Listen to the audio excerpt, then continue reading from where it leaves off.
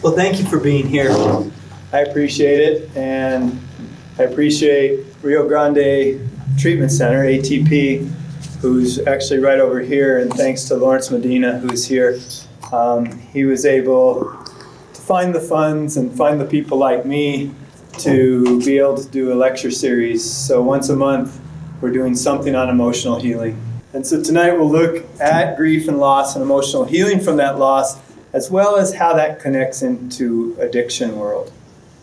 So thank you, Lawrence, and thank you, Rio Grande, along with Golden Willow Counseling, which is a behavioral health center, as well as an intensive outpatient. So the two organizations over the last year have done enormous collaboration to be able to present this sort of thing, but also support our community in a town that it's really hard financially to make it happen. And so luckily with that collaboration, we are actually cutting edge, which seems it shouldn't be, of organizations coming together to support a community, and rather than having turfism and move around. So Lawrence, you've been an enormous driver behind that, and I appreciate it. I know a lot of you. I know a lot of you from since I was little. And some of you when I got a little bit bigger, and also just from different worlds. So I appreciate you being here. Golden Willow and Rio Grande appreciate you being here. And with this, we can see that we'll have another lecture next month. So let's talk about grief tonight. We have a while, which is nice, which is a rarity for me. And so we'll cover many different things. Those of you that have come to the Golden Willow Retreat Grief Group, this is the talk we give on the first night, but very quickly. And it's really allowing us a chance to have a similar vocabulary and learn about grief and loss, which is actually loss and grief. So we have a loss, and then we have grief. What we've done over time is change those to grief and loss, so we actually have resistance to do grief work because it equals loss, which actually isn't true, but our brain takes it, grief and loss, why would I want to do that? So actually we have some sort of loss, and from there we have something called grief, which is the healing process from a loss. And that's really important that we start continuously pulling those two apart. On my master's, it says Ted Wiard Masters in Counseling with an emphasis in grief and loss. I'm not going to shred it. I'm not going to throw it away. But I do wish it said Ted Wiard Masters in Counseling with an emphasis in loss and then grief. But, oh well, I earned the degree, so I'll keep it. Just a quick little piece about me. So my name's Ted Wiard. I grew up in Taos, and I'm grateful for that.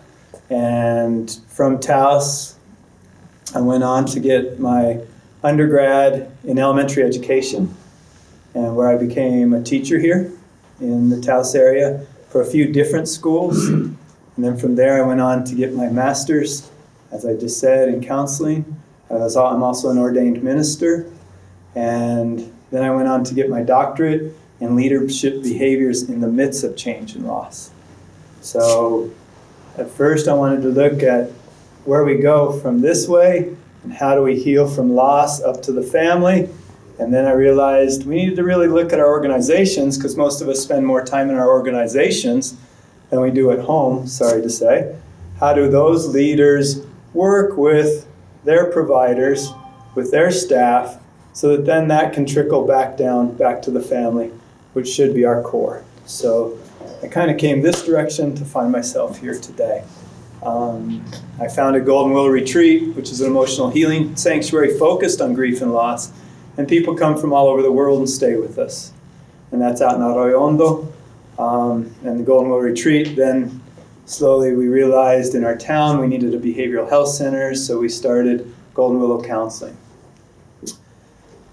Then Lawrence jumped into the picture, and Lawrence and I realized being these small little behavioral health centers, it was hard to make it. So we've collaborated and worked together very closely with Golden Willow Counseling and Rio Grande.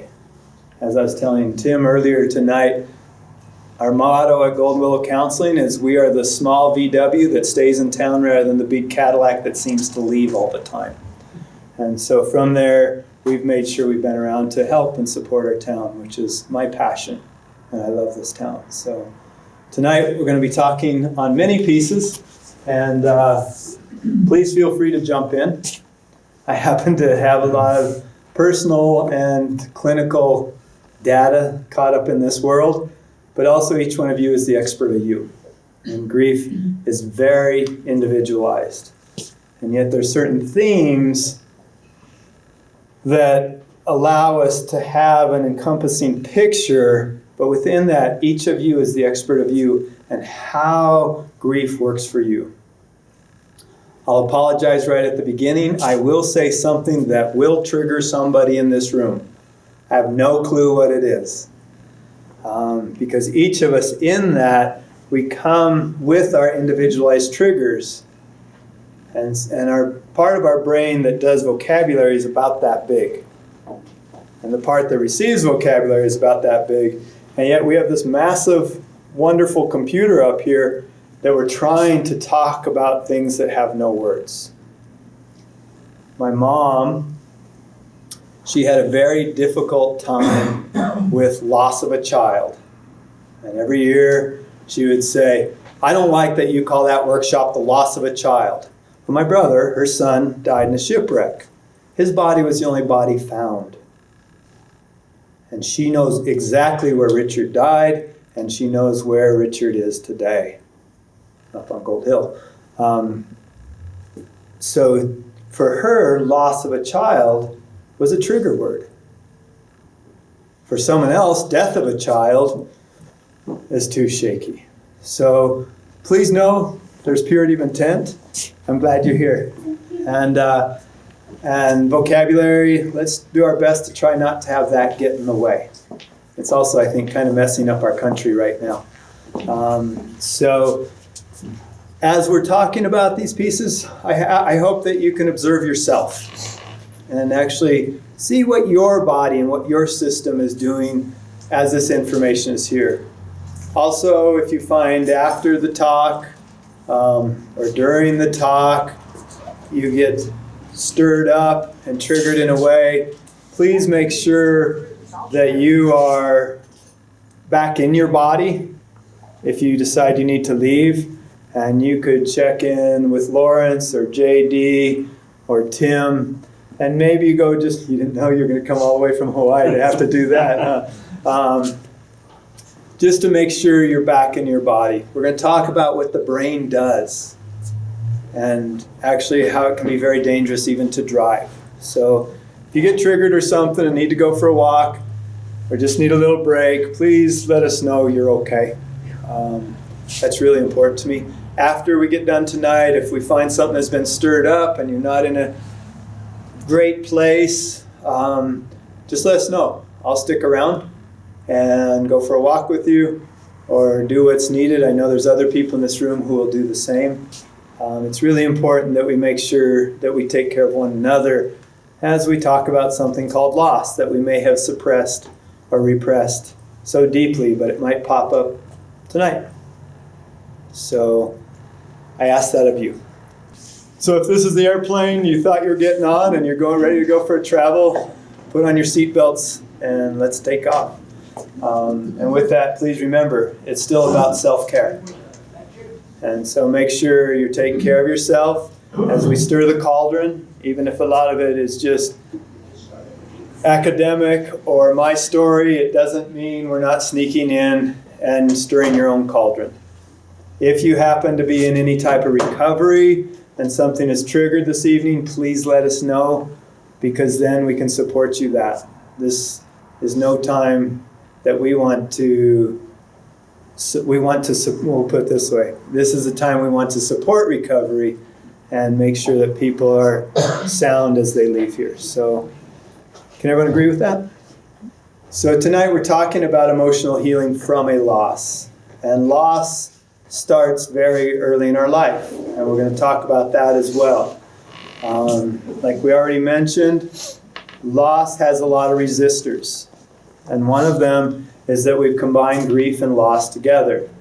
And loss, most of us don't want to have loss. But as we separated and realized we can have grief, and grief is that healing process, that's one of the resistors we can start to negate. And we can start to have room and realize, oh, this is a natural, normal healing process. That's what got me into this work, was that natural, normal healing process. And I became passionate about realizing this is normal. As a human beings, we have forgotten that. We've forgotten how to do something that's a natural, normal healing process. We've negated it and domesticated it to the point where now we don't know how to do grief. And so part of my goal in this world is to try to help people remember, including myself.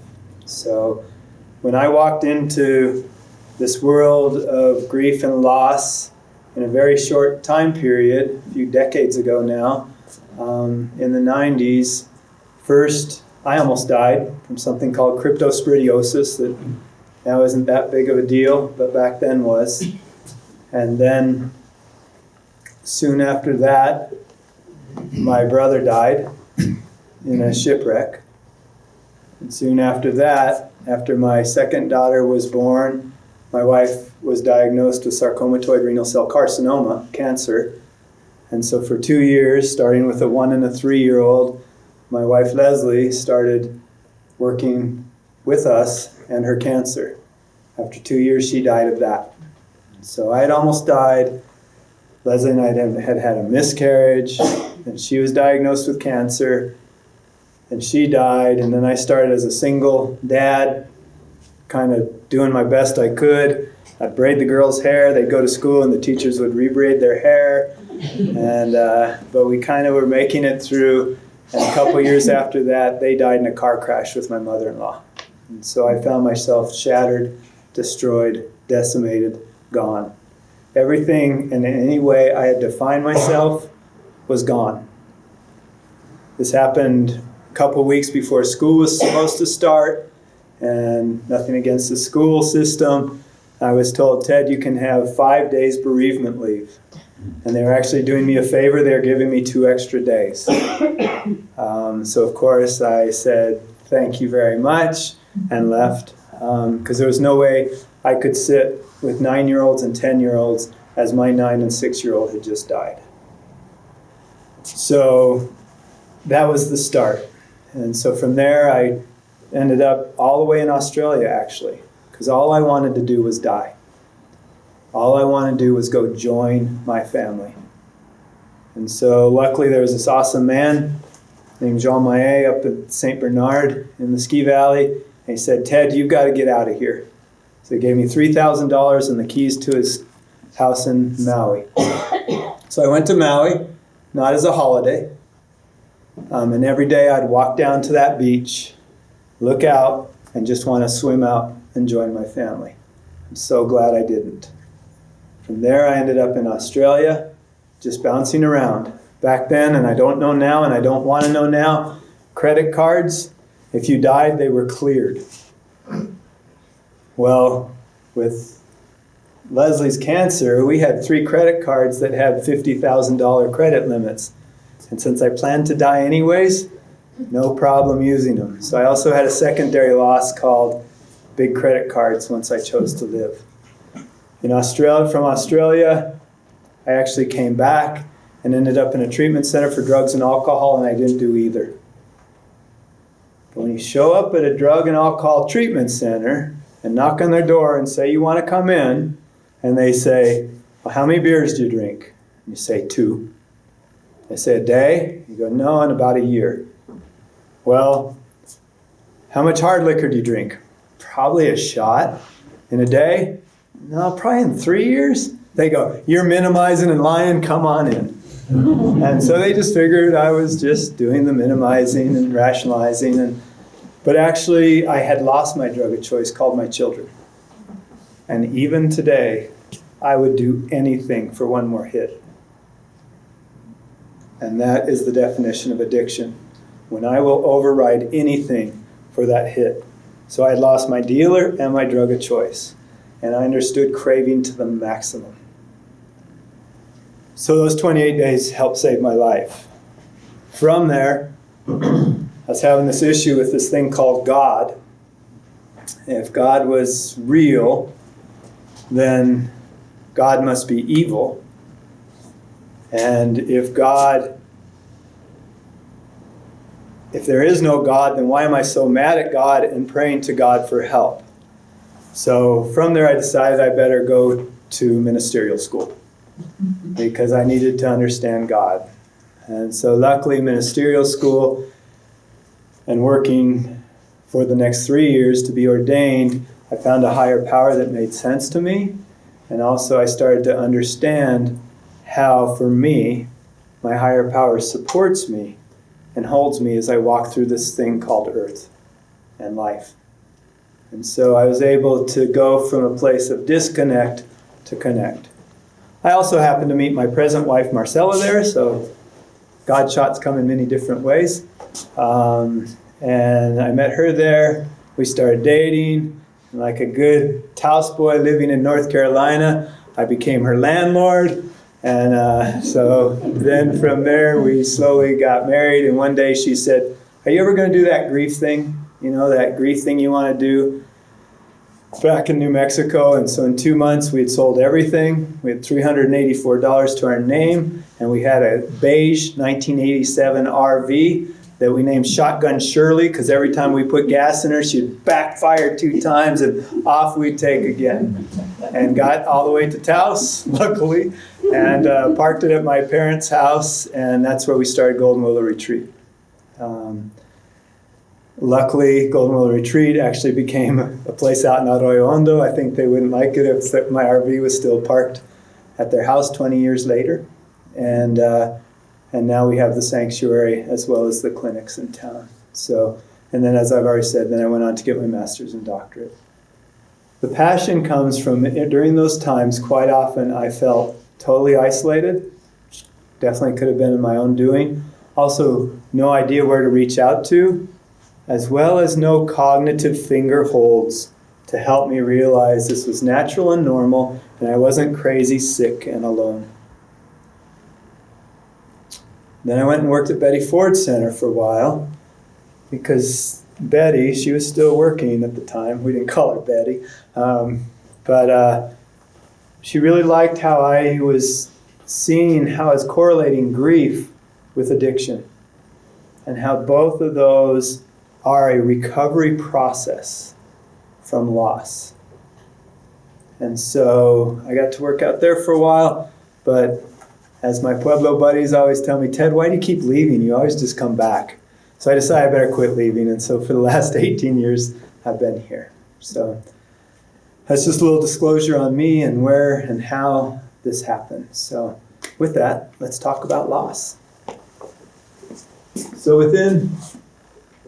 don't think that'll help you, wherever that is for. So don't think that's the Wi-Fi number up top there. You can't see it anyways. JD, you'll let me know. I'll go as big as I can, okay? Cool. So if this is our lifeline, we start our life. And we have events on our life that change us.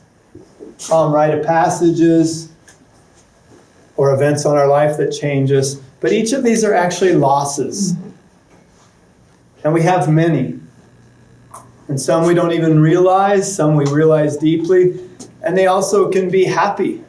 They might be getting married, they might be having a child, they might be graduating, they might not be graduating. They might be realizing back in the day that your station wagon can go 115 miles an hour before the stakeout. It's all these different things that might go on that change who we are and how we are. And with that said, loss is anything that redefines me. And so loss means the identity of who I used to be, the definition of who I used to be has died.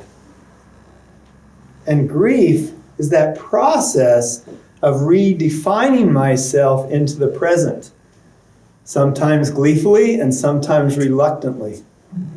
But grief is that process of redefining who I am in the present moment. When we have a loss, we get caught in the past, and we're overwhelmed by the future. Those two collide, and I'm in a free fall.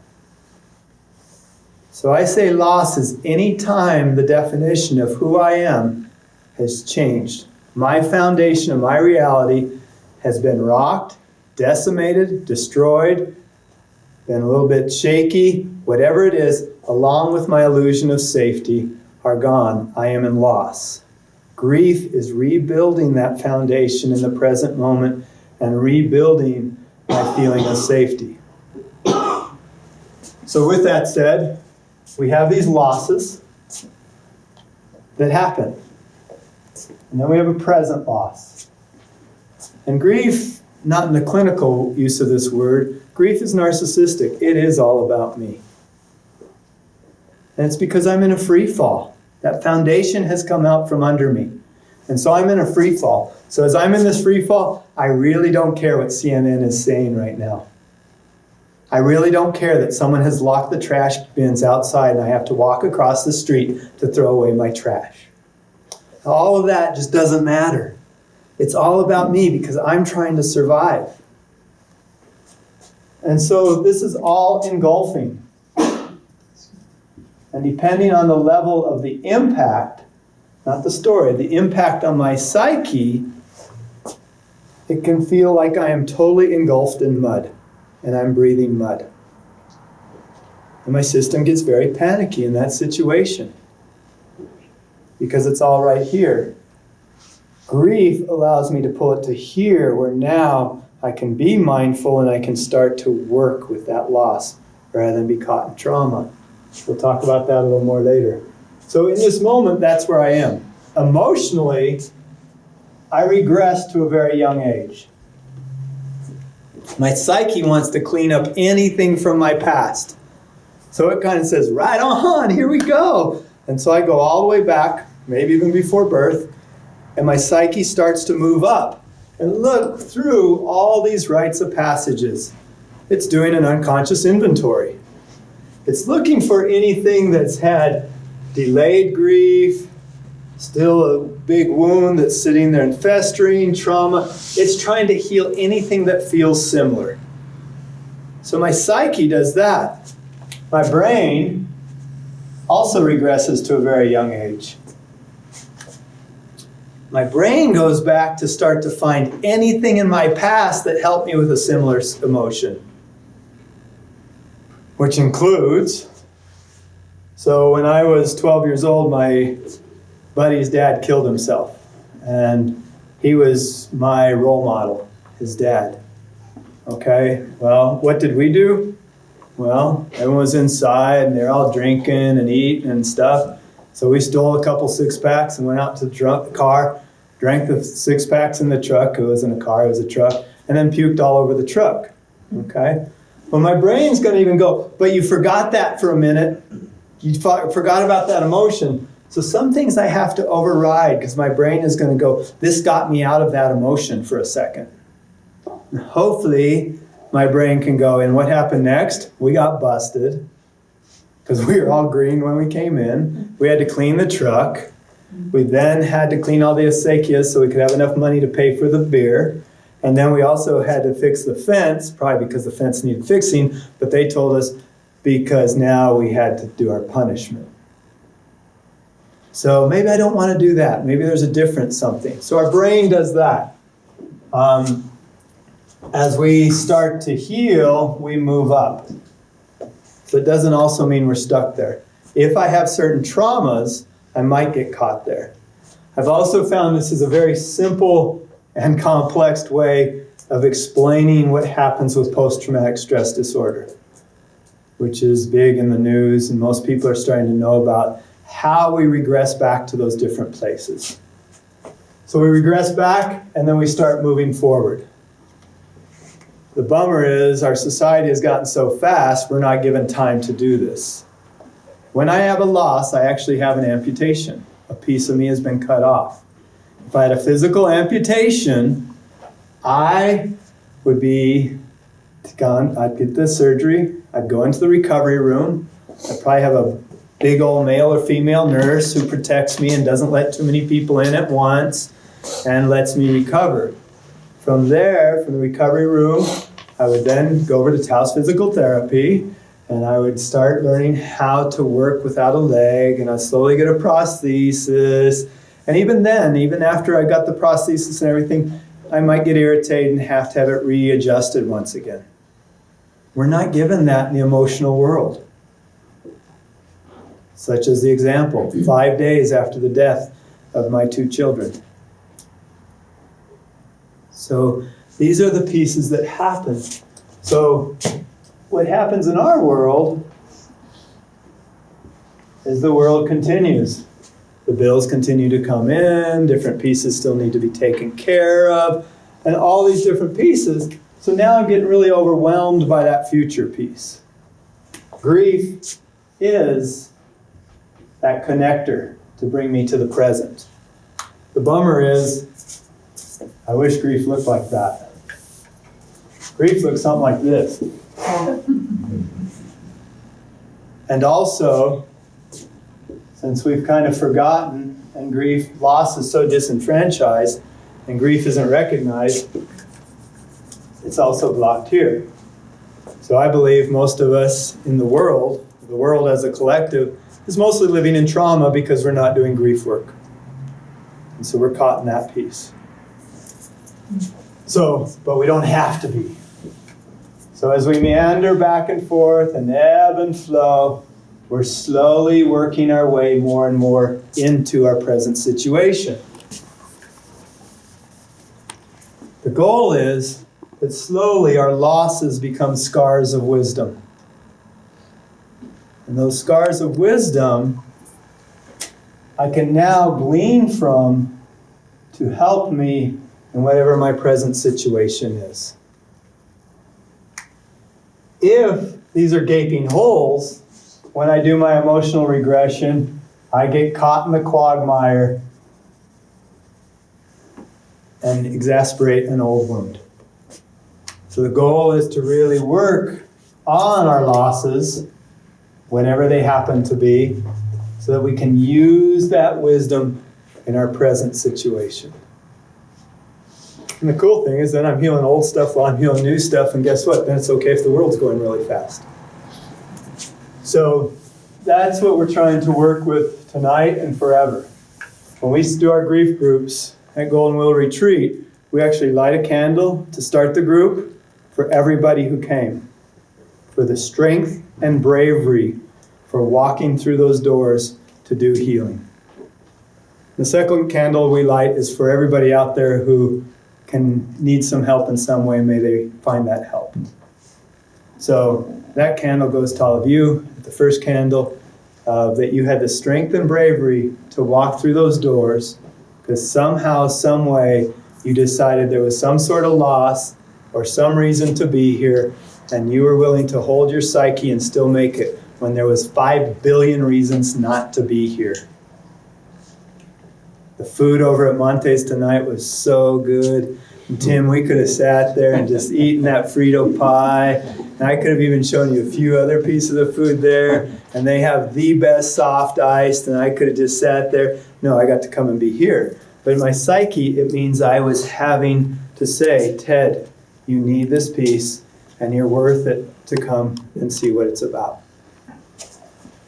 So a big piece that I learned later on, and actually helped me have the passion to have the bravery to stand in front of all you tonight, was something I didn't know in the midst of all of my losses.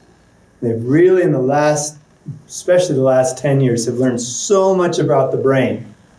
I kind of believe they've learned so much about the brain to realize we know nothing about the brain. But it's pretty cool what we have learned. And one of the things that we've learned is after a loss, we have something very similar to a traumatic brain injury. I call it an emotional traumatic brain injury. I'm not going to get another doctorate, so I'm just making up. That's a TED word. But maybe someday it'll be a real word. What happens in a loss is our brain shuts down. Our pathways actually get gooey, and they almost get blocked. And so the regular highways that we use to run our world and think about and survive, they get blocked out. I say it's kind of like a hurricane, but it's almost hurricane season. Yes, New Orleans, it already is hurricane season. And all the trees are down on our pathways. And so what happens is the brain shuts down, it's going into more of my limbic system, which is down in this area. which is our survival brain. Fight, flight, freeze, fornicate, feast. They don't talk about fornicate and feast much because I guess everyone wants to be politically correct, but we need all those to stay alive. If I happen to be an addict, if I have the disease of addiction, I have a sixth viral chip in there called and use. Because my brain says if I don't use, I'm going to die. I have so much respect for recovery because it means I have to override my brain that's telling me I'm going to die if I don't use. And I have to trust every single tool I have to say, I can take this step and not use, and call my sponsor or do whatever it is to have my brain get back up there. It's a miracle. We are overriding our brain. So in the fight, flight, freeze, fornicate, or use, that's how we stay alive. It can also mean anorexia of any of those. And we always think of fight as like, anda, let's get it on. But it might mean I'm going to go to this workshop tonight. For me, it was knocking on the door of a treatment center. Why are you here? I don't know, but I need to do something. Okay? So fight doesn't also always mean a negative, get down and dirty. Flight does not always mean I'm a chicken and I've taken off. It might mean I have to back up to have discernment. Freeze is fight and flight colliding, and I believe that's where grief lives. It's the pause. It's why I believe ritual and ceremony is so important. It's the time we take to stop. It's the time to break bread over at Montes before we came over here. Thank you for breaking bread with me, Tim. So it's that time to drop. So all of these are just how we survive, but as the hims and hers within us and the chainsaws reopen those pathways, we start to reopen the frontal lobe. At the beginning, we have this TBI, and we're caught in this area. Some of the symptoms are high impulsivity, loss of short-term memory. I always try to get that one down really quickly before I forget it.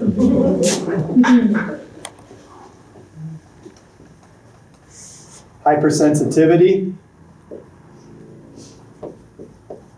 I'm not going to spell it all the way out. And high irritability.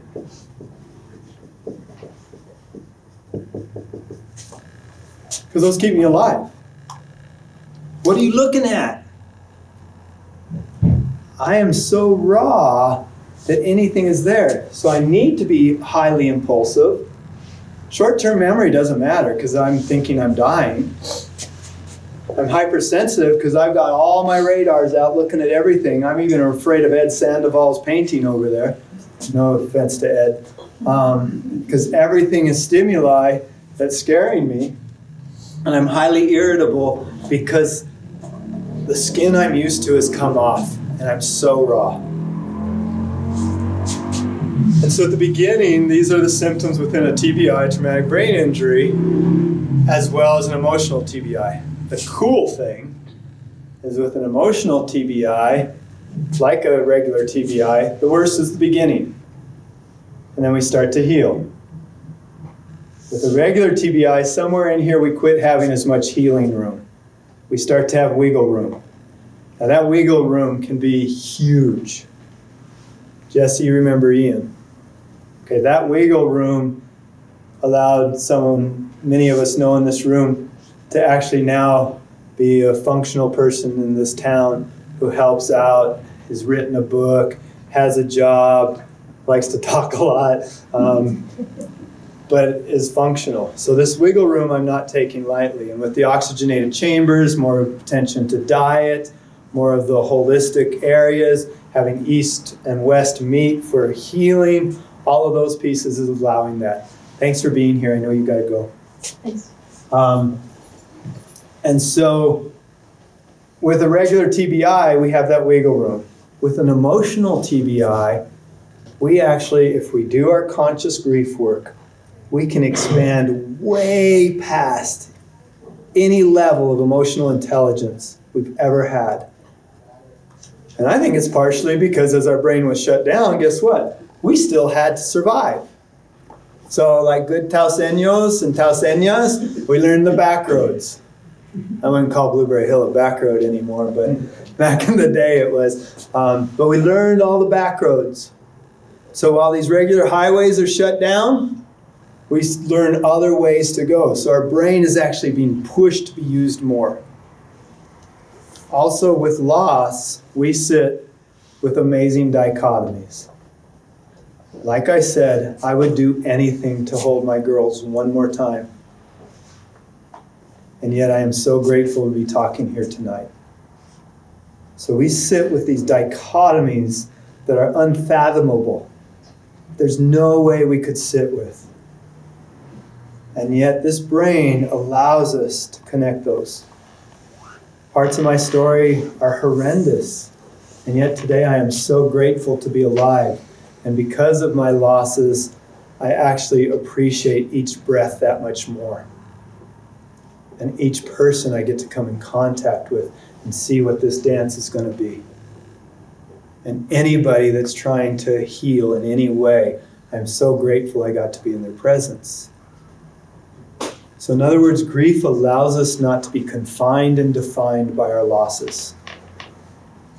I did some articles for a singer not too long ago. She did an album, and one of them was parents who had a child die. And I finally found some research way back to the 80s, which kind of bummed me out, but I'm not going to go do any more at this point anyway, where it really showed that most people don't make sense out of a loss. Way up into the 90 percentile. Most people do not make sense out of the actual loss. But through the grief, they make more sense out of their life. And that was huge for me because I kept thinking I was failing at grief. How does a mother-in-law run a stop sign where she gets hit with 2 children by a trash truck and all 3 die? I thought I was failing at grief because I couldn't have that be okay and make sense. Yet from those incidences in my life, I continue to make sense out of my life to a more and more higher level of care and love. So that was huge to me to realize it wasn't to make sense out of the loss itself. We're going to get dinged. And maybe we don't make sense out of that, but in our redefinition, we have the opportunity to make more sense out of our life. So with these, it's the same idea. And as those pathways reopen, now I have all the back roads going, and I might realize I don't even like the freeway very much. Maybe I like to cruise through Carson, take the road over there, and cruise over the bridge, and maybe go down to the hot springs for a little while, and then go down to that bridge, and slowly get back to Hondo, and then go up to Seco, and slowly get home. And on the process, maybe I've seen some really cool things. Can you do that? This? Analogy, but with an example of someone's loss, because I'm not catching This piece? that analogy, the back road thing. So, I don't draw well, okay? You're going to find that out in the second half. But so, if this was my frontal lobe, all right, here's my eyeball. That's not my nose. Okay, and so my frontal lobe's in this area, and the limbic system's in this area, and the limbic system is trying to just keep me alive. Okay, this frontal lobe starts to shut down. And the frontal lobe is where I'm hoping you and I are speaking right now, where there's values and morals, spirituality, connection, creativity, all those things. And it starts to shut down because I'm going straight into fight, flight, freeze, fornicate, and feast to survive. And so as that shuts down, the synapses that connect us as our electrical current, this area gets kind of bogged out, so they're not connecting. You following me? Mm-hmm. And so in that, my frontal lobe is more or less turned off. and I'm just trying to survive in this area.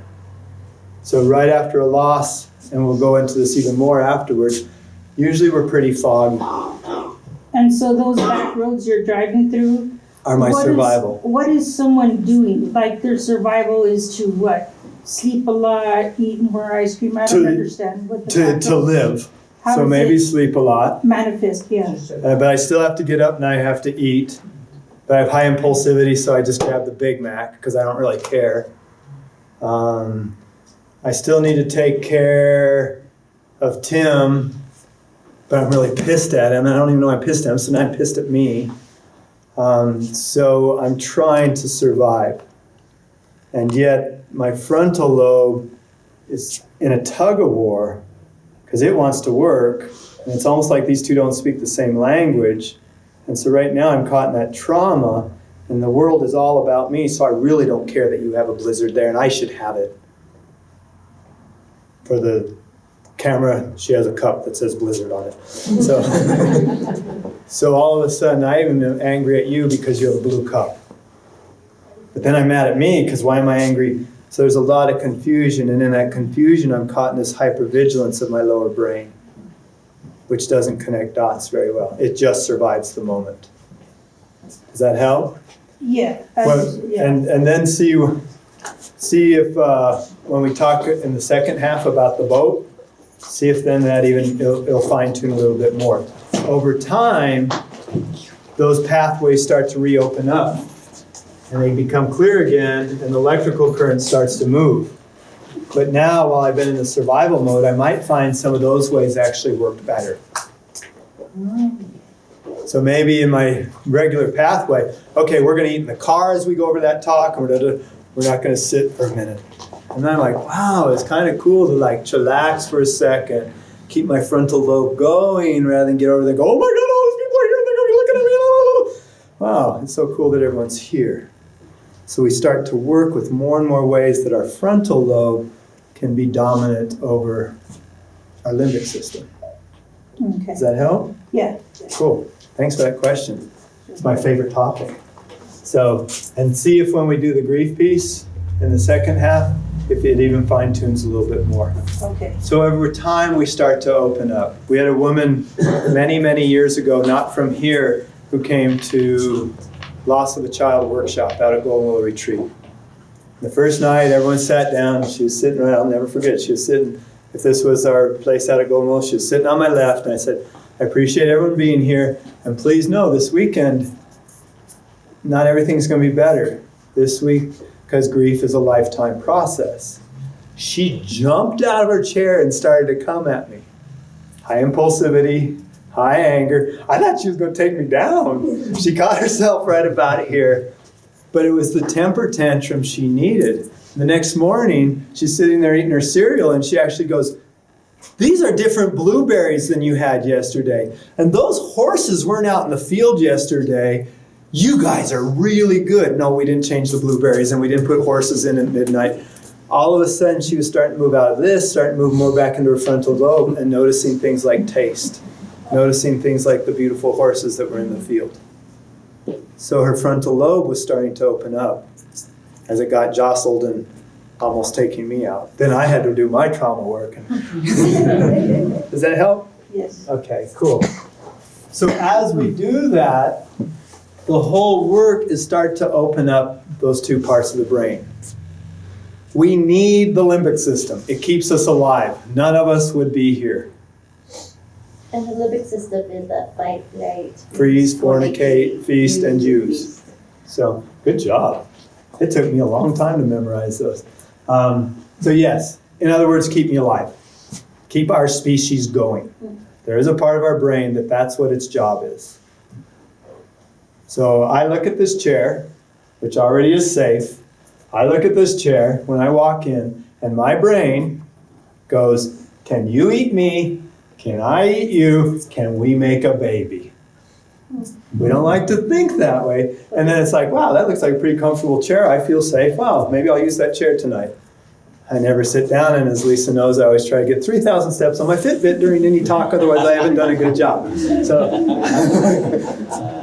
So that part of the brain has kept our species alive. This other part is our creative side. It's our spiritual connection.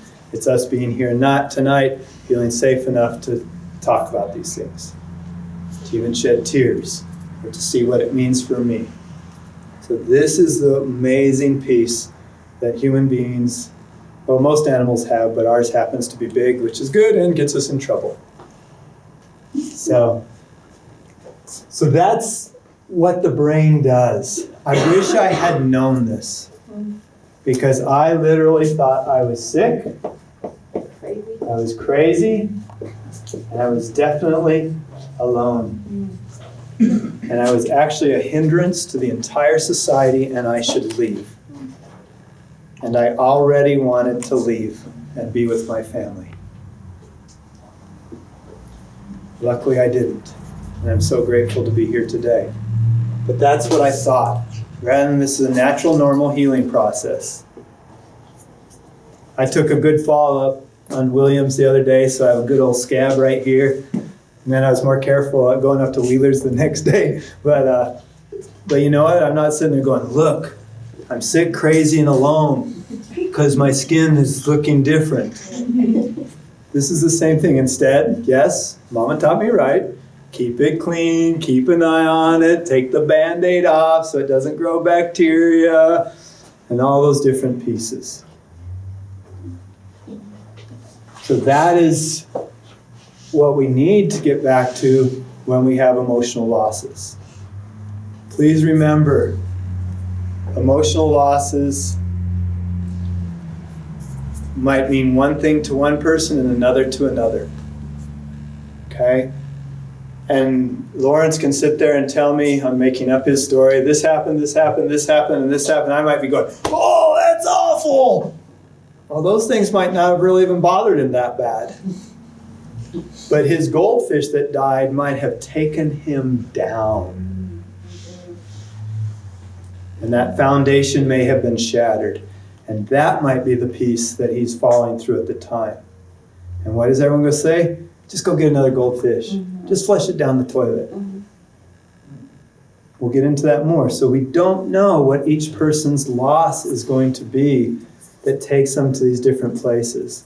So me, in grief work and recovery work, I'm honoring that someone is in that free fall, not the story. And that's what our psyche needs as well. I actually don't believe our emotional world holds a story. It has emotions that then goes up into the data bank and builds a story and connects it to other stories. So anything that feels similar, it's getting connected to. Also, we don't know what losses are helping heal other things. So back to the goldfish, not Lawrence's goldfish. So when my wife Leslie died, so the girls were then 5 and 3. And we had ceremonies, and we had the funeral, and we had all the different pieces that are so, so important. About 3 days later, the goldfish dies. And I'm like, oh, what am I going to do? I'm just going to go flush it down the toilet, and I'm going to go buy them a new one, and they're never going to know. And I'm like, wait a minute. The whole time with Leslie's cancer, we were totally age-appropriately honest. We disclosed, and so they knew that entire process. How can I now throw that in there? So they got home. I was scared. I told them, Carrie, age 5, goes and gets a pillow, puts the goldfish on the pillow. Amy gets behind her with flower petals. They have me get behind them, and we walk out the back door and bury the goldfish. They had me doing taps. Amy, who is the wild little child, is throwing flower petals, and Carrie, the more serious one, is carrying the goldfish. That was their grief for their mother. That was how they, for their psyche, could connect and have ceremony and ritual to start healing from the death of their mother, plus most of their life with hardcore cancer. So we don't know which piece makes a difference. And I mostly say that to myself, and I hope you say it to yourself, Because the biggest culprit of disenfranchised loss and grief is to ourselves. That didn't really matter. No big deal. Even when I fell up at Williams Lake, Marcella turned around before she could say anything. I'm all right. Immediately. I had no clue if I was all right, but I've been trained. You get up and you keep moving. So, you're good? Question. Go ahead. So, is this disenfranchised loss too, like I'm at the methadone clinic in Espanola, and so their losses are like, well, someone overdosed, but someone died, and then someone died of natural causes, but someone died last month also of this, and someone died the previous month of this, and so it's like death, overdose, grandma died, so it's like huge losses over a short period of time. And I'm like, don't you see, you gotta grieve. And they're like, no, I'm fine. Right. So is that the same thing as disenfranchised? So, Mary, I'll be good tonight, okay? So FINE stands for freaked out, insecure, neurotic, and emotional.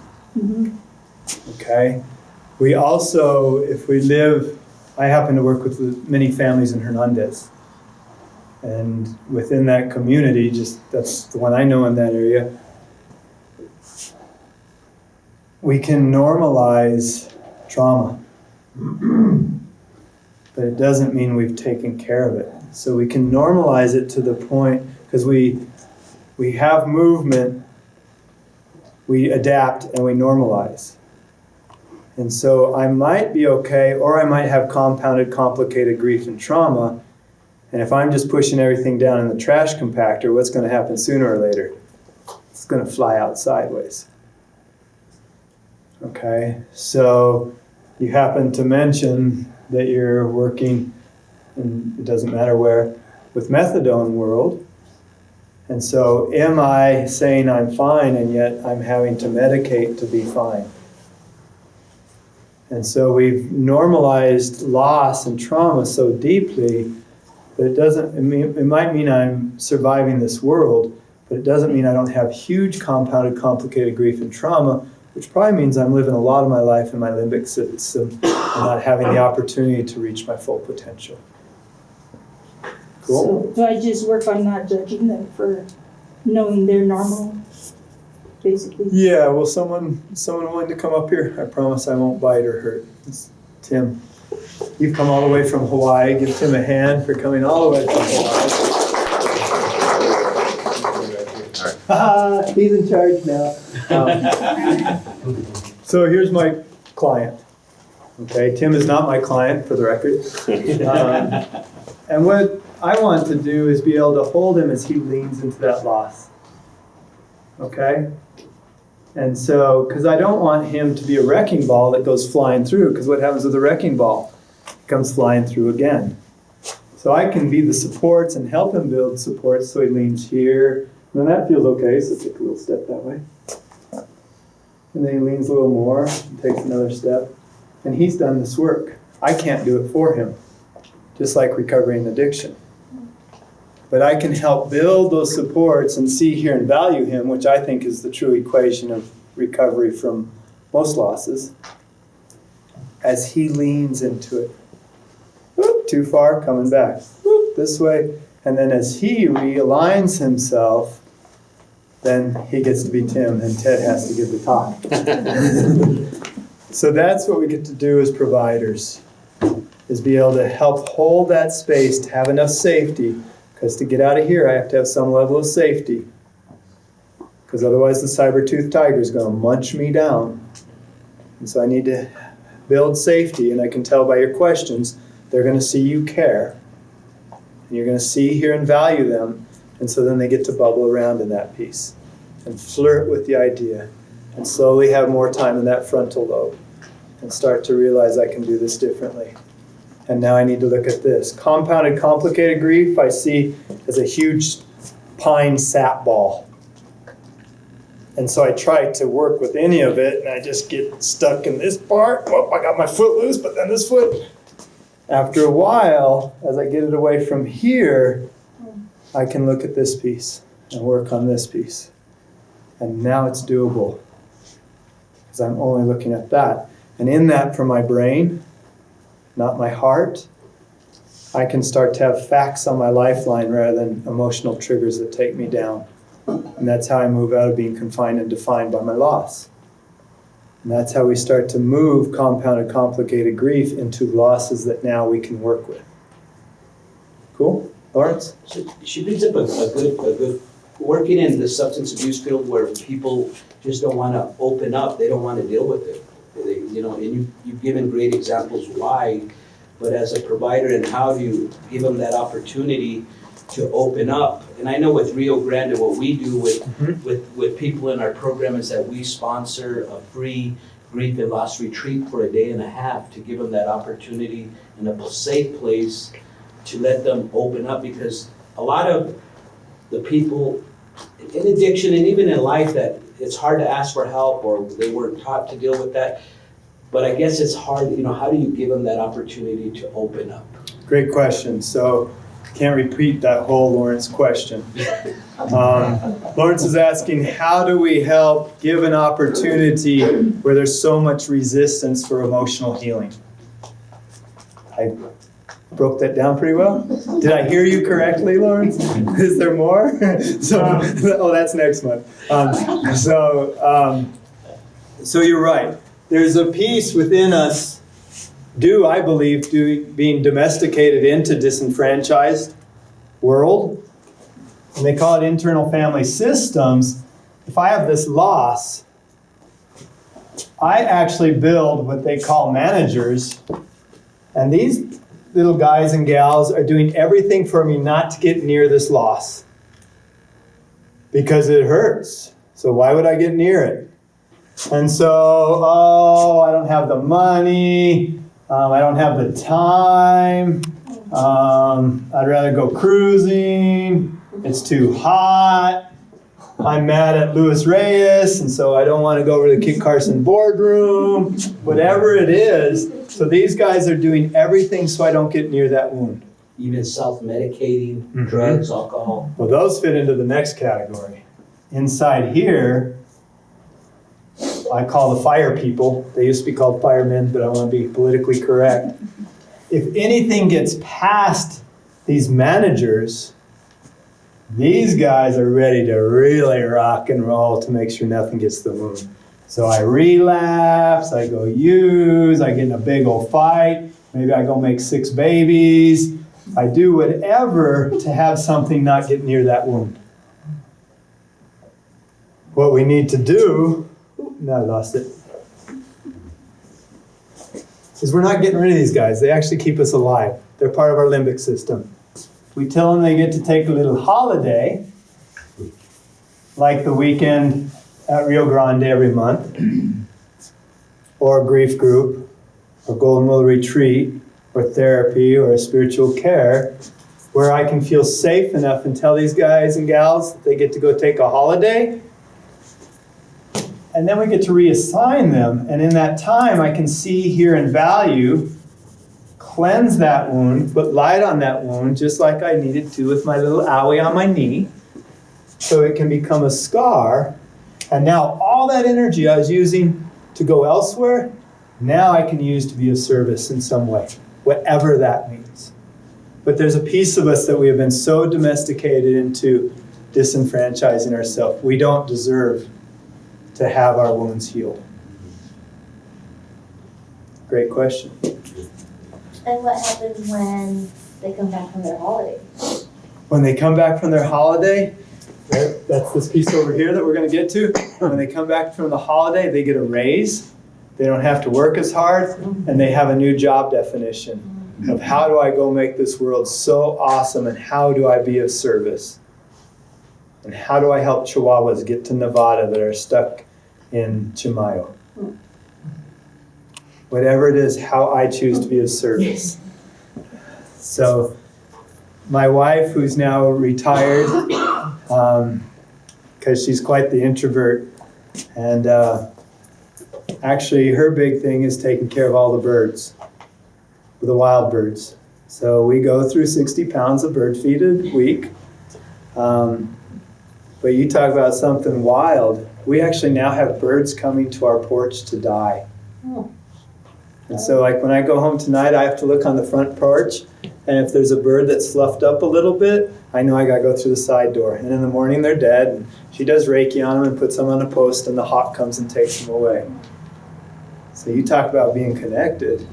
And that came from her losses and choosing that's how she was going to reassign all those managers. Sometimes I get home, I'm like, I hope there's not a bird there because I don't want to go through the side door. I'm tired. But guess what? She wishes I was with her at the party she has to be at right now because she is an introvert and she wishes I was there blasting open the door. So we luckily honor each other very well. So does that make sense? It's actually where my passion comes from. There are many, many days I wish I was still a 5th grade teacher and a tennis pro. And yet I am so grateful for what I am today. So all of those managers and fire people get to help me today. And actually give me the guts to be here talking right now. So now we'll jump back into grief. Thanks for your questions as well and comments.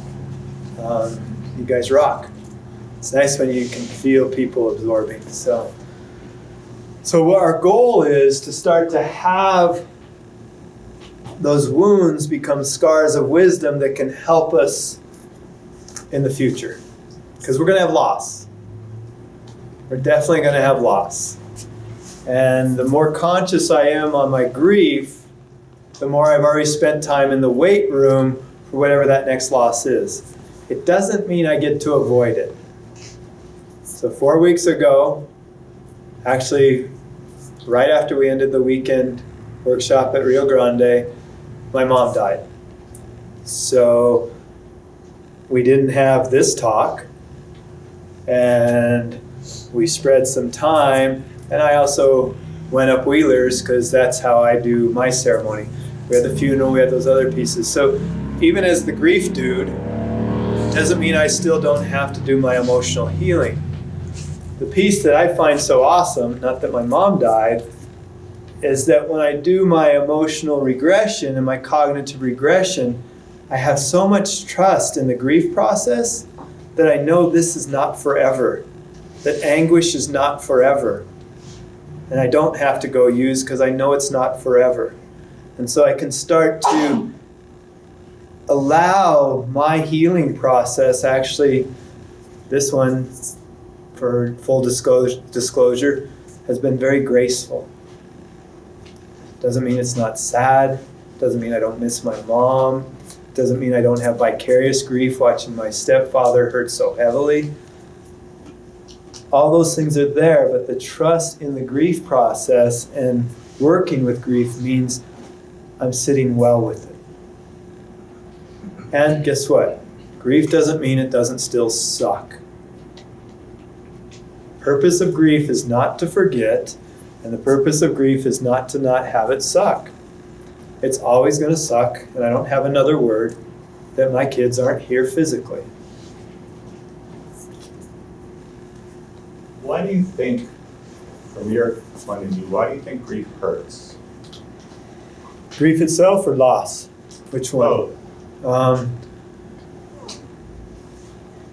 Hurts on all levels, emotionally, physically, spiritually, and intellectually, which I think you'll agree with that by the way you asked that question. I believe it hurts because we live in a high level of illusion of safety. It's how we function. And once I realize that I don't have control, my brain has discomfort. And so in that discomfort, as I'm yanked out of my status quo, homeostasis, my brain says everything is wrong. And so the pain is there and the anguish is there because I crave to have it be what it used to be. Even if I didn't really like that, it had homeostasis. And grief is allowing for me to glean that historical passion to bring into my present situation. So this pain is there. That'd be my clinical answer. In death, so I'm going to go with death. Remember, loss can come in any form when I have to redefine myself. Growing up in Taos, I'll say this, I definitely didn't say this in my talk in Dallas 2 weeks ago. I believe when a loved one dies, we go through the veil with them. I don't pretend to know what the veil is. And at some point, we start to let go. And grief is actually us rebirthing through that veil back onto this earth. And I think if we remembered, and I'm glad I don't remember, I don't think birth is I think it hurts. The contractions and moving back into your, and that stretch, still wanting to go that direction. And maybe even having lost that I have to come back. So clinically, there's the piece of discomfort because my status quo has been disrupted. And then for me, spiritually, this piece that is too big for my brain. But that stretches the pain for me. Thanks for that question. Well, let's jump into the boat. Melissa, who's not here, she's on her way home from Minnesota. Last month I said, okay, Melissa, you've heard my boat talk so many times, you have to give the boat talk. And she says, okay, Ted, I'm going to get up there and I'm going, well, you see, there's this boat. And then there's this boat. And then I say, okay, I'll still give the talk. So there is this boat. And one of my losses is in 7th grade, I would ditch 7th period quite often, which happened to be art. So this is a boat. My art teacher happened to be the person who did these 2 paintings on these 2 walls named Ed Sandoval. But he never noticed because he was too busy doing Ed Sandoval World. So that is my boat. I love it when I go through the plaza and Ed goes, there's Ted, he was in my 7th grade class. And I'm always like, yeah, Ed, and you don't see what I draw on the chalkboard. So this is the boat of life. And this is how we come into this world. We have this chalice, we have this place, and then the world starts to hit us.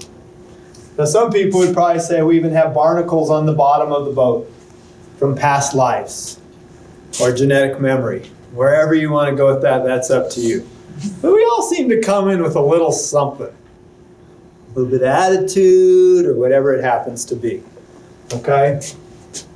And then we're conceived. And even there, sperm and egg are redefined. And then even in utero, maybe it just happens to be mom. Maybe mom watches a scary movie. Maybe mom uses. Maybe there's domestic violence. Maybe there's a car crash. Maybe she eats bad beans and has gnarly gas. Whatever it is, I'm hanging out in there with my foundation of reality and my illusion of safety, and all of a sudden my foundation goes out and it's like, whoa, what happened? Yet, it's pre-verbal, it's even pre-birth, but it doesn't mean my cells don't keep that cellular memory of my foundation being rocked. And then I'm born. Most of us, thank goodness, don't remember that. But all of a sudden I have to pee and poop and breathe for myself. And maybe my diaper wasn't changed right when I wanted it to. Maybe I wasn't fed right when I wanted to. Maybe if I was lucky enough to have a crib, I wasn't taken out of the crib right when I wanted to. I have many, many loss of innocence during those first 4 or 5 years. Now with religion, we've kind of turned loss of innocence equaling loss of virginity. Loss of innocence is any time the world's not as safe as I thought it was. And even with great parents, we have loss of innocence. So when Carrie was 5 months old, we were so proud as proud 26-year-old parents. And she was 5 months old and she was already sitting up. And so we took her to Baca Park and we set her on the bench and we walked back to take her picture. And what did she do? Boom, boom, boom. She didn't start crying until she saw Leslie's and my faces. And then she was like, my parents are dorks and I am not safe. And so we even have loss of innocence and losses that are totally with no malice. Totally of love, things happen. Maybe I am neglected or abused. Maybe I get a little bit older and I'm sent off to preschool. And everyone's going, yeah, And I'm going, no, I like staying home and looking at the fish and have a good day. So then I get to dream about being on the bus in my underwear, and I get to do all these other things. And I do preschool so well, you know, so I still like playing in the sand. So I go out on the sand pile and I'm playing in it, but the bell goes off and everyone goes in, but I'm having a good time, and then all of a sudden I'm at the principal's office. Well, I decide the next day, I'll run straight to the sandbox so I can play longer, but it means I forgot to go to the bathroom and I pee my pants. And now I'm not invited to the birthday party because I am the pants peer. So I start having these different losses. I've done preschool so well, I go off to kindergarten and they let me know it's all day. And no one told me I could take the cookies out of every lunchbox, that I only was allowed one cookie, and so I get to spend more time with Mr. Mohart, the principal. And then I get a little bit older, different things happen. We have more and more loss of innocence because as we develop, the world starts to expand bigger and bigger. I know for me, I was pretty little, but all of my sisters, because she's 6 years older than me, they're talking about their big brothers if they're going to be drafted to Vietnam. And there was something scary out there called Vietnam. I had no clue what it was. But then all of a sudden TV started showing that whole scenario. And I learned that people kill people. And so more loss of innocence. And once again, neglect, abuse, a pet dies, and then all of a sudden maybe there's a divorce. And for me, all of a sudden it's moving from this little white town called Los Alamos as a 12-year-old up to Taos, where even the teachers weren't speaking English. Uh-oh. And so those transitions were happening, and they're just part of life. And also, all of a sudden, in those ages, puberty hits, and I have my identification. I start to wonder, do I like girls? Do I like boys? Do I like myself? All of these pieces are in there. And so I go and I ask you if we can go to the dance, and you go, what's that big red thing on your nose? I go, oh my God, I got a pimple. And you abandoned me and I abandoned you, and we both have loss. Also, possibly I start to mature physically, or I don't, and all of a sudden we're in what I call the hormonoid state. I have no clue what I am, I have no clue what you are, and I have no clue, but I know I'm doing it wrong. So I better act cool. So we make it through there. And I've worked with many, mostly young ladies who, as we look back in their life, they're people with eating disorders, and when we look back at their life, so far the major 9 that I've worked with, all of them were bullied in 5th and 6th grade. 100%, all 9.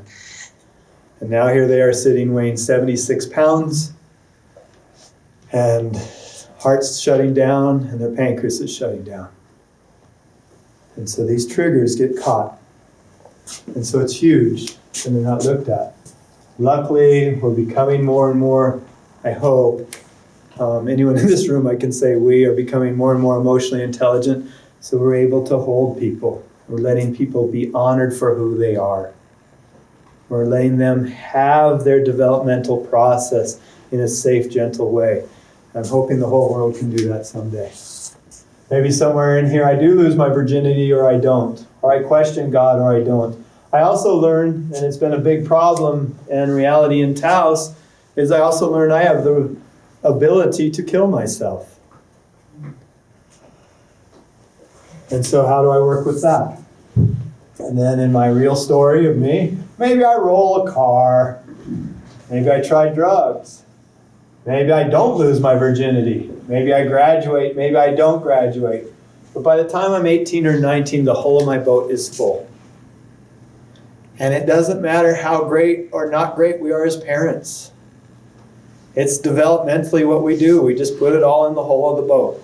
Hopefully, as community parents, as well as parents, whichever place you want to put parents, hopefully what we are doing is giving our young people a way to identify and express their emotions so as they get older, they already have that skill. That's my hope. So at that age, all of a sudden, this is pretty full. I'm going to use that I use in my book, Mai Tai, not as a drink, but as my dog.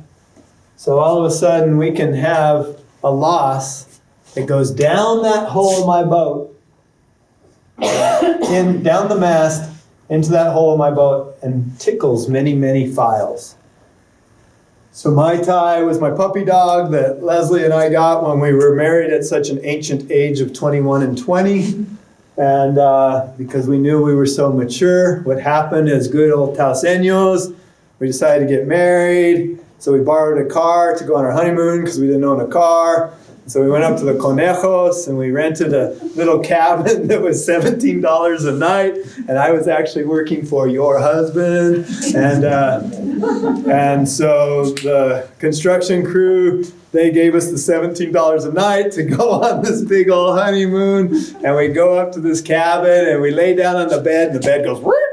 It was so worn out. Our knees were kind of right in our nose, but we were from Taos, no big deal. So we took the mattress and we threw it on the floor and we went to go to bed. And all of a sudden a chipmunk goes running right over our bellies. So what are we? We're from Taos. So we take the mattress, we throw it outside and sleep outside and get a few mosquito bites. Well, I come back, and at the time I was teaching tennis, and the tennis pro was from California. He could not believe the story. See, all of you believed it completely. It is true, too. But he couldn't believe it, so he called up his parents, and they flew us to Hawaii, and we stayed in Maui. No, we actually stayed in Kona. We stayed on the Big Island, and they fed us Mai Tais. Well, poured us Mai Tais. And so we sat as these ancient people of 21 and 20, drinking our Mai Tais, watching the marlins in the sunset. Well, we thought it was so cool, we came back, and we thought we'd just keep these Mai Tais going. And so we get this puppy dog, and I'm sitting there in the evening, drinking my Mai Tai, now looking at Taos Mountain, not the ocean. And this little puppy comes running over, knocks over the Mai Tai, laps it all up, and starts begging like a maniac for more. She was the borracha, not me. And so we named her Mai Tai. Well, Mai Tai was a rite of passage for us because we knew as such an ancient couple that we were ready to have a dog. Well, Mai Tai was definitely there when I started teaching school as an ancient 21-year-old. Mai Tai was definitely there when we had a miscarriage, and it was the first time Leslie and I were on different pages. We both had loss, but she had the loss of this relationship she was in, and I had the loss of, yeah, we're going to have another baby. Mai Tai was definitely there when Carrie was born, because we didn't have much money, and so we didn't have a lot of heat, so Mai Tai would be laying there, and Carrie would crawl over and spoon with Mai Tai and be a little bit warmer. And so Mai Tai wouldn't move until Carrie moved. Well, that worked really well until all of a sudden Amy was born, and so Carrie's sleeping here, and Amy would crawl over and try to take out Mai Tai's eyeball, and Mai Tai would look at me and be like, dude, now you got to help me. But Mai Tai was definitely there for the children. Mai Tai was definitely there when my brother Richard died in the shipwreck up in Alaska. We had actually just gone skiing, backcountry skiing, right before he left. When Leslie got cancer, Mai Tai was there. I could just pet her. She'd put her head on my leg, and I'd pet her. How am I going to take care of a 1 and a 3-year-old and a very sick, wonderful woman who's supposed to die in 7 weeks? So I could just talk to Mai Tai. When Leslie died, Mai Tai became the most amazing nanny. When Carrie or Amy would start to leave our little parking area, Mai Tai would walk sideways and push them back into the yard. So she became an amazing nanny. When Carrie and Amy died, of course, Mai Tai died about 4 weeks later. Along with Missy, Carrie's horse. Now, all of those are from the death of Mai Tai. So Mai Tai, I'm careful with this word, it's even hard for me. Mai Tai gives me the gift of doing conscious grief. And in consciously grieving Mai Tai, I'm actually working with all of these different triggers, and they all get to be subdued and start to not go away, but not confine and drag me down. Instead, I can glean the wisdom from those, and they become the winds that now push my boat forward. And now I have room in the hull of my boat for whatever the next loss is. There's actually some room, and it doesn't have to hit so many files as hard. Instead, those other files can now help hold that loss. And I'm not sugarcoating. So we don't forget. If we did, we'd actually be disenfranchising our own life. We can't forget, but we can glean the wisdom to help us. Now in that story, all of that was with people I still completely, dearly love, and that love continues to grow. You read my book, there's a section on the person who molested me when I was 11. I can glean the wisdom from that, but it doesn't mean I have to be kumbaya. But that person no longer has power over me, so I can release that, and it's one of the reasons I'm passionately, emphatically in favor of supporting any young people. So they don't think they're sick, crazy, and totally alone, and probably headed to some sort of medicator. But all of a sudden I can transform these into the winds that now push my boat forward. By gleaning the passion of the past, letting go of the story, allowing traumas to become grief, become losses and grief, and then redefining into who I am today. And then knowing my job is to take one more step so I don't have to be overwhelmed by the future, so the past and the present come together, giving my next step. And in that, we're going to get into. So, thanks to, I guess, Ed Sandoval in my art class, I learned about a boat.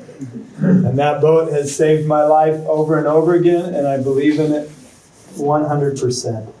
I also believe that loss is so deep that we actually don't have words for any of it. And that's why I use a lot of metaphors. So find the metaphors that work for you. Working with someone today, in my book I talk about the shedding of the skin of a snake. And if we don't shed that skin, we'll actually suffocate. And yet in that shedding process, my eyes are going to turn blue as I can't see, and everything's going to be pretty scary. And then as that skin starts to truly come off, now even the wind might be an irritant because it hasn't been normalized yet. And so in that process, that vulnerability, we don't have words. So play with what your metaphors are, because we do well in pictures. So how do we do this boat? Well, we do this thing called the grief process. And I believe grief work is actually just being conscious of where I am and what I'm doing with the grief process. That's grief work, because it takes us to be a conscious observer of ourselves. And so Kubler-Ross, one of my heroes, came up with the 5 stages of grief. There were actually 11, but that kind of got mixed up somewhere in there. And she also wished she had not called them stages. That was one of her regrets before she died. Because stages, what do we want to do as humans? Check off those boxes, and then I'm done. Grief is a lifetime process.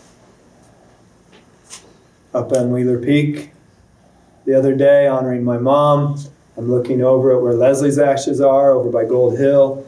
I'm looking at where Carrie and Amy's ashes are, down by Long Canyon and Bull of the Woods, and I'm looking where Richard's ashes are, over by the mine.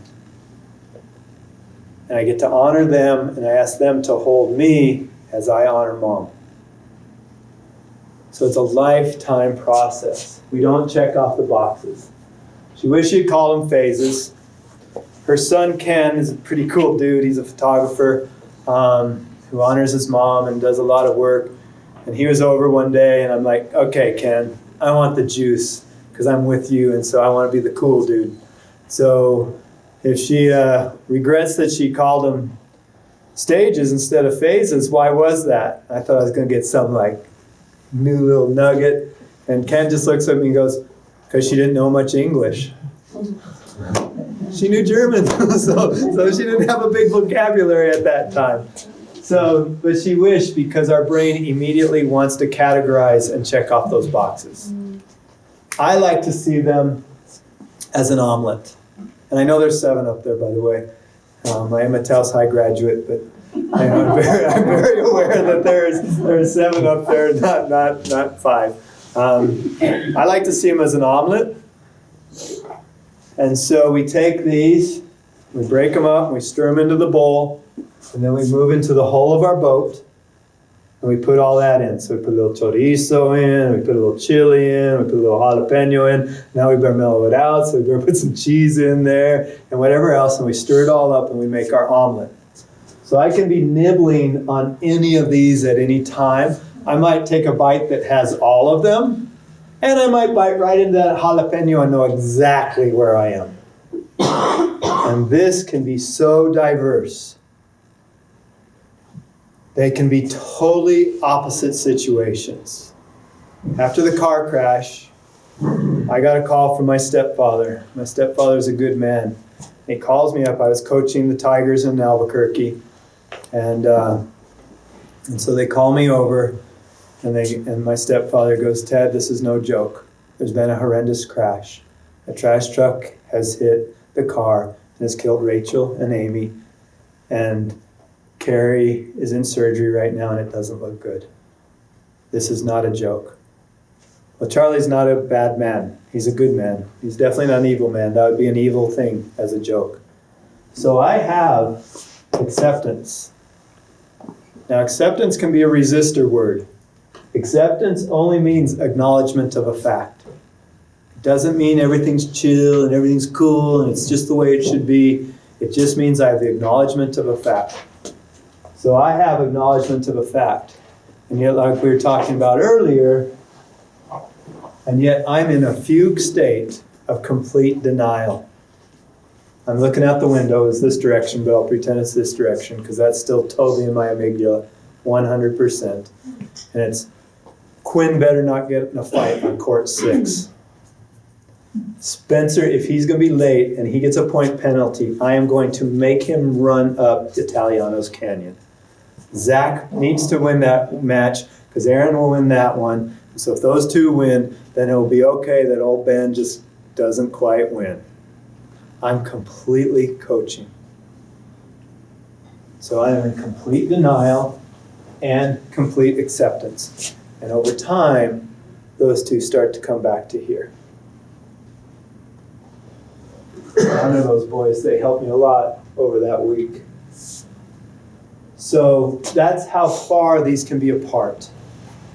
Now within my brain, when I'm thinking actually about myself or my client, I'm always thinking in frequency, intensity, duration as a good behavioralist. The frequency, intensity of duration is more on this end at the beginning. And over time, with conscious grief work, we're more on this end. So it's almost an omelet that was made in a little bit of a waffle iron. So there is a little bit of a line here, and that frequency, intensity, and duration is more here, and over time comes down here. So with that said, let's fly through these. I also had resistance to do grief work because I saw these words as negative words. Denial to me meant I was lying to myself and others. Anger I thought was a behavior. I didn't even know it. It was an emotion. Bargaining I thought was some sort of gambling or something. Depression, back then with all the ads, depression you did not do. You were not cool if you did depression. And acceptance, screw you. How dare you say I have to accept these things that happened in my life. So I wasn't really set up to use that semantics very well at all. So I had to come up with my own. And you might want to do the same. So denial for me was insulation. So I'm going to come towards you now, okay? So if this is me, and I have a loss, the first thing I'm going to want to do is retract from that loss and move away from that loss because it's too hot, just like a wood stove. And we're not going to get into this tonight, but one of the things that does happen is if I have certain traumas, I can have trauma bonding where this has a feeling and I actually move into my loss. But that's a whole nother, maybe that's month 12 that we talk about that. But my natural piece is to retract from my loss. And this is denial. I'm buying myself time. I might know something, but I'm allowing my psyche and my cognitive to rebuild congruence. Right now they're going, and I'm skewed. Okay? So this is buying me time, and I do an ebb and flow. Oop, too hot, back up. Okay, wow, I got a little closer. To the point where today, as the people that I feel got me into this, I can stand in front of you, I can still get sad, I can still hurt, but I can stand and talk to you about carrying Amy, and Rachel, and Leslie, and Richard, and sit with my loss. Now it's almost July 29th. That's when the car crash was. I will be up in the mountains chasing elk, not with a gun. But that's the best place I go. And then the world can do its own thing that day. So I give myself a lot of distance that day from society so I actually can sit with my losses. The same as hiking Wheelers to be with my mom. So we each find our way of doing this, but it's an ebb and flow. Now for people in recovery, this is a very important piece because as I am out here and trying to do anything, because I don't want to be by that loss, I start looking for ways to be further away from my loss. And those are usually addictive tendencies. And remember, that's not just alcohol, tobacco, and drugs. That's porn, that's shopping, that's gambling, that's extreme sports if they're taken to the place where I'm making choices that go against me, my profession, and my family. I'm doing anything to not work with this loss. Plus, I have high impulsivity. Plus, I'm emotionally about 12, but now I have accessibility, so this is a very vulnerable space. So in recovery, this is where you build up more tools and more sustainability, and you remember to open up that toolbox, because otherwise it doesn't matter how many tools you have, so that I stay here. Now, I happen to be a person who digs recess. At Enos Garcia, when I was teaching there, the teachers would always roll their eyes. Now that's known as violent communication, thank goodness. Because I'd be like, the kids need more recess. And they'd go, no, you just want to go play. I was like, no, I think they learn more at recess than they do in the classroom. Because there they have to interact. And really they only learn for about 7 of the minutes that you're talking for an hour. So, but I'm a big believer in recess. As a coach, I talk a lot about muscle fatigue. If I'm squeezing that tennis racket all the time, my arm's going to give out. So in tennis, I have to hit that ball, come back to ready position, and relax so that I get new blood. I also don't take on my grief, on my loss, and say, come on, let's go for it. Because I'm going to get exhausted. I'm going to have grief fatigue.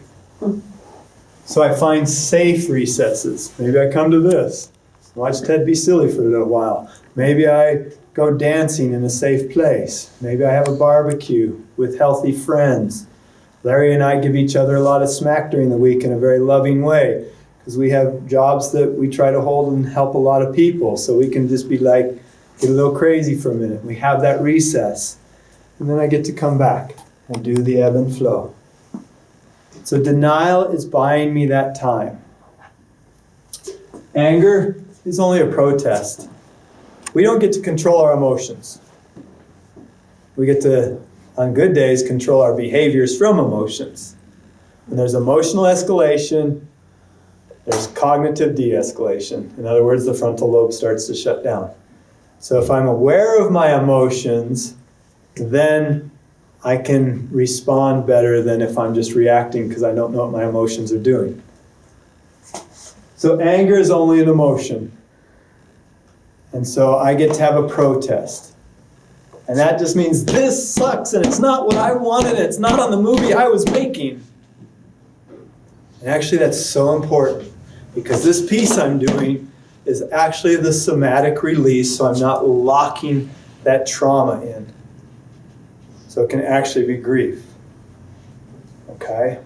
This is important as a provider as well, because there's many in this room that are providers with vicarious grief.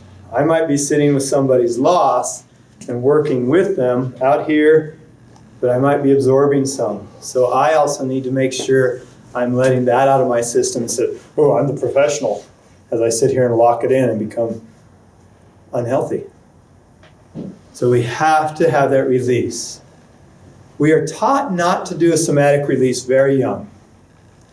So I think I'm making this up, but it could have really happened, who knows. So I'm 2 years old, we're in the grocery store and I want the gum, and mom says no, and I go, ah!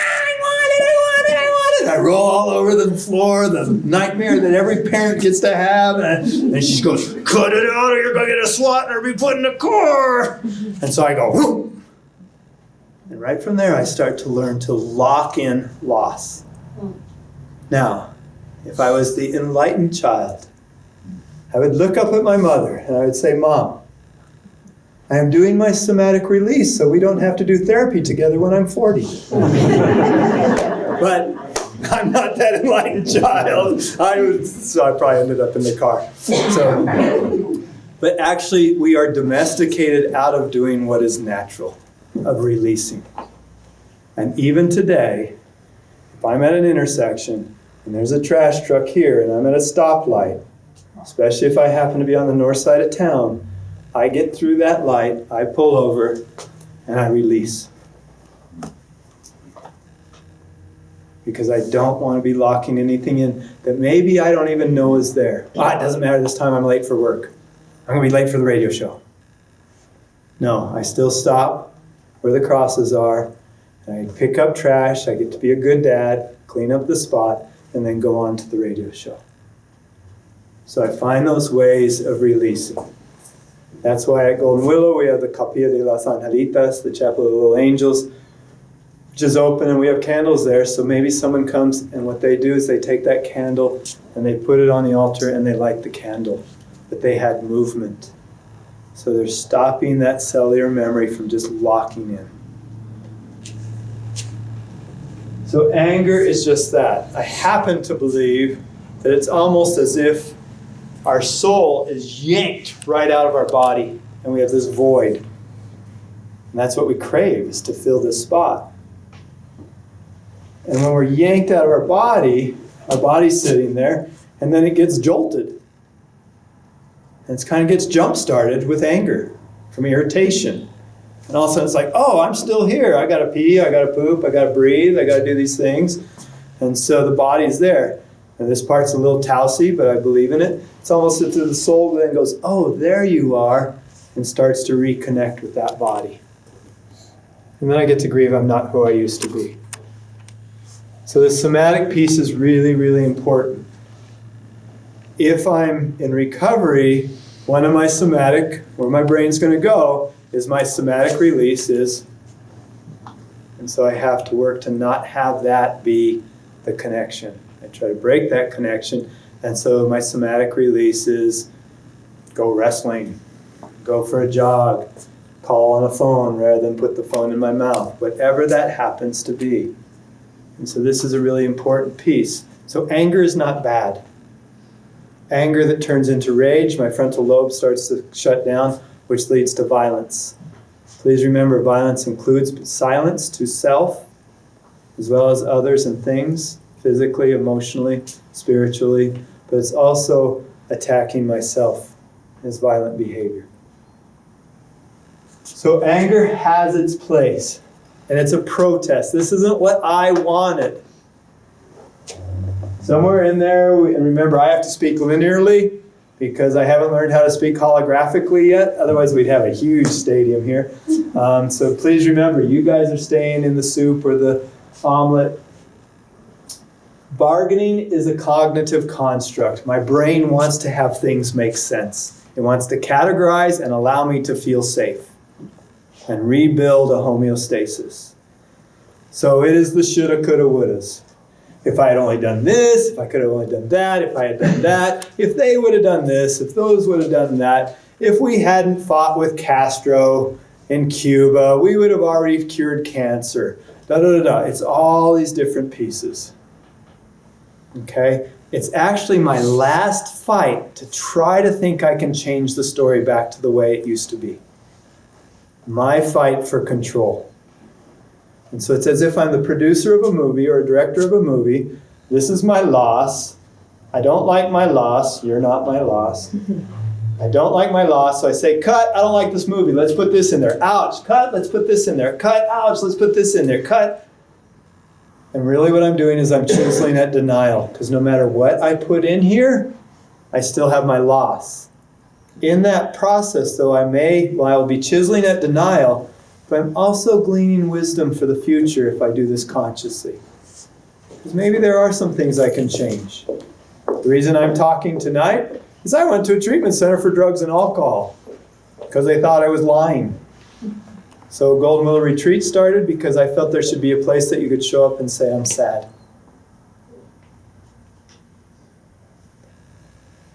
And so from that gleaning of wisdom, I could see how different things are done differently. Bargaining is the garden of shame and guilt. Because as I do emotional regression, magical thinking is very early in life.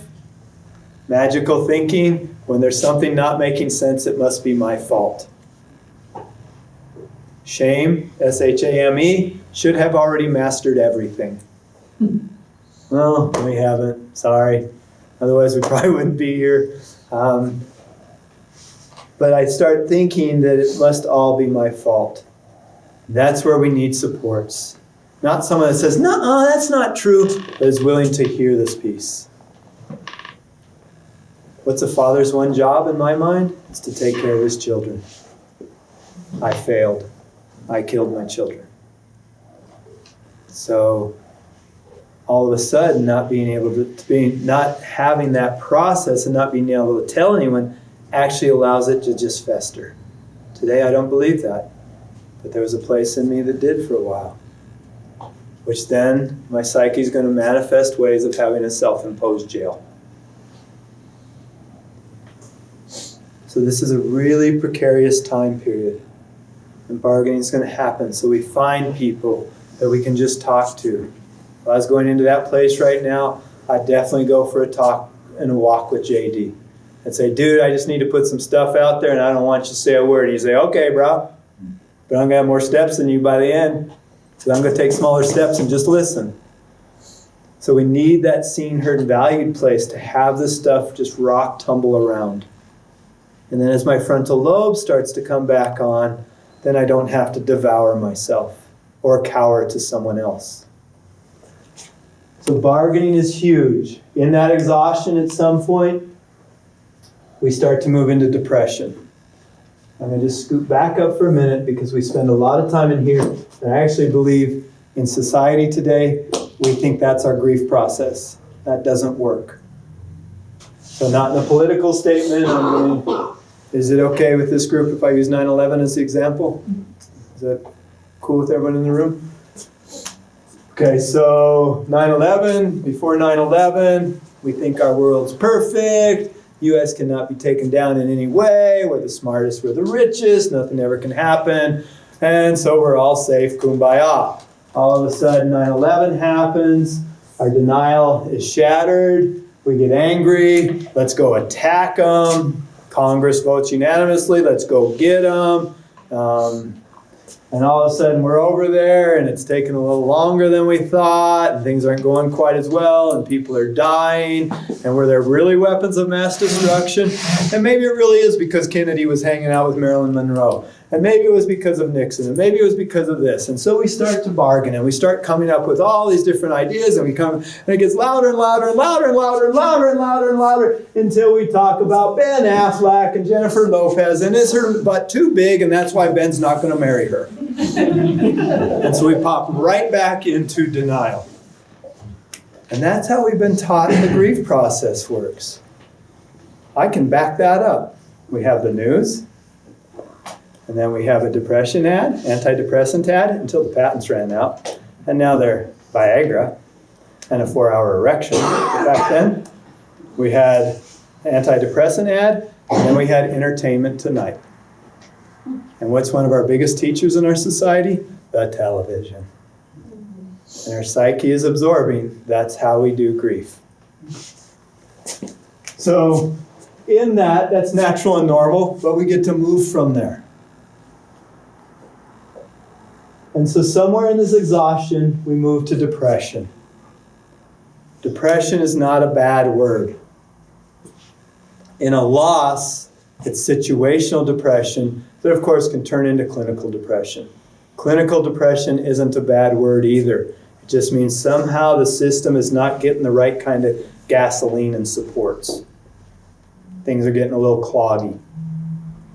For the 30 years before, we had depression as a bad word because of patents and to sell antidepressants. Those have all run out. So we're not hearing about it, and we're actually talking about depression more and more. Depression in a loss is a sad. I surrender. I can't keep bargaining. Denial's not working. And I see anger actually as the fuel that's refined that goes down here, but it's just not working. As a therapist, I'm sad for the person, and I'm really excited for them because they dropped. Quite often in recovery, this is a big piece of step one. I don't have the control. I surrender.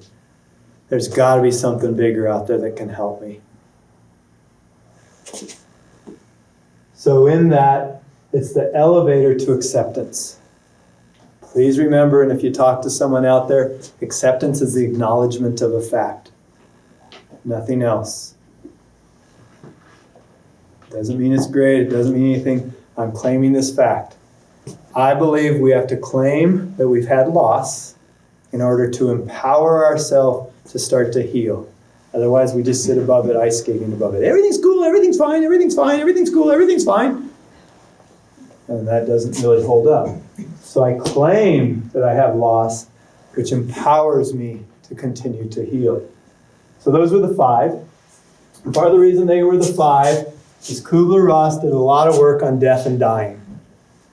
And so somebody works with the grief process, the death process, conscious dying process that way. What she found out is the bereft, the loved one, does the same process to rebirth themselves into their present situation, to redefine themselves.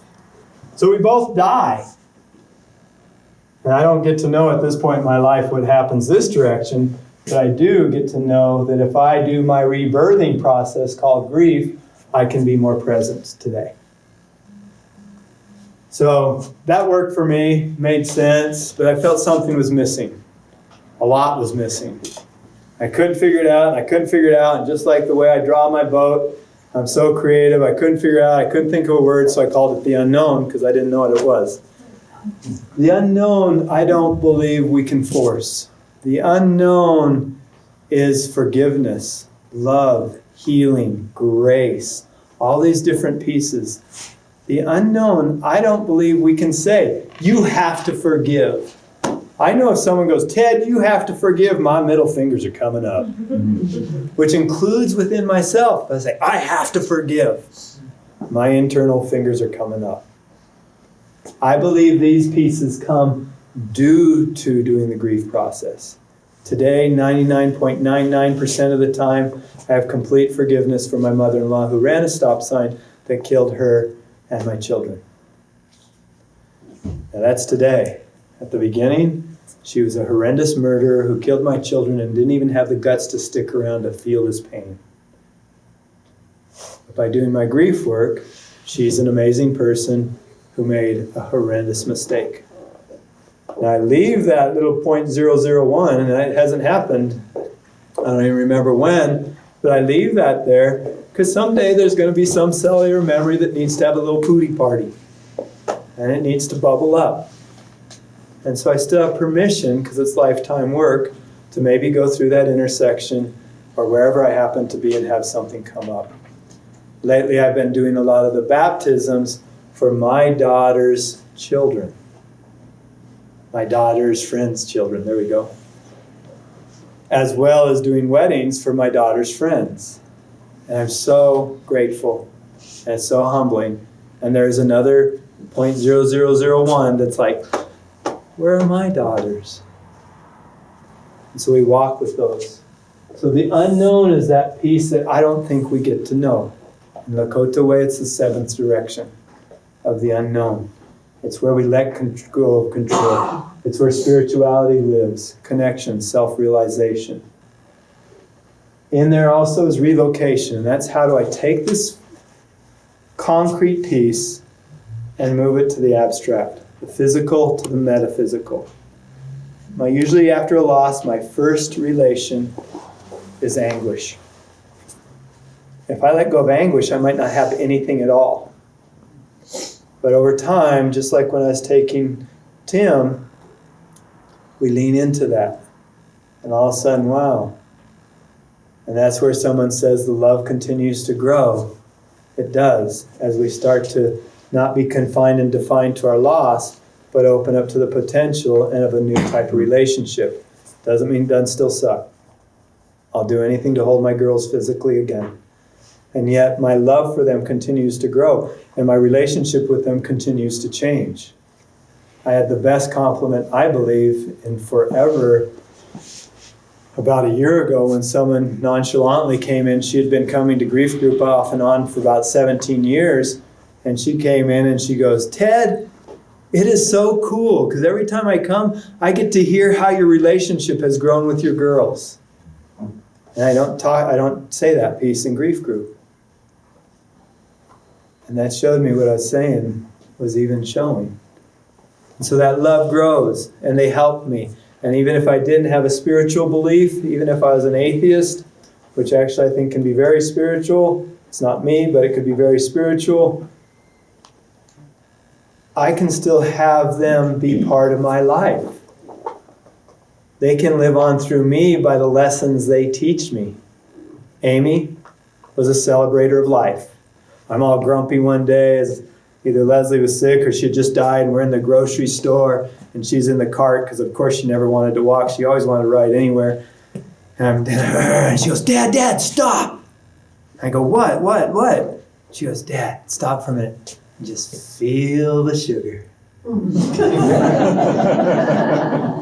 So I can remember to feel the sugar. Carrie was a little more serious, but still very loving. And one day she took my hand. She goes, Dad, I think you need to break up with your girlfriend. She was 9 at this time. I go, yeah, why? Well, quite often she acts like us, and you don't need 3 daughters right now. So she could just be that loving discernment. Leslie's like the sunset, and I see her as the keel that Marcella and I get to play on. And Richard, he just was crazy. 4 people would ask him to dinner, and he'd say yes. So he'd be very early, a little early, kind of late, very late. Everyone would be mad at him, and he was so excited he got to see everybody for dinner. So I can remember to have fun, whatever I'm doing. Not to the expense he was willing, because I'm a little more conservative than him and a little more conscious, but he was also 22. So even if there's not a bigger picture that way, they can live on through me, through the lessons, their essence that they give to me. So relocation might mean that. And that takes time to allow it to go to here and back and forth. So I'd say 98% of the time, my poster people that put me in this profession, they're over here. And every once in a while, I just hurt. But now they can be the passion that moves me forward. So that's the grief process in my mind and my heart that hopefully helps all you guys. So we'll open it up for any questions, if that's okay, or comments. Thank you.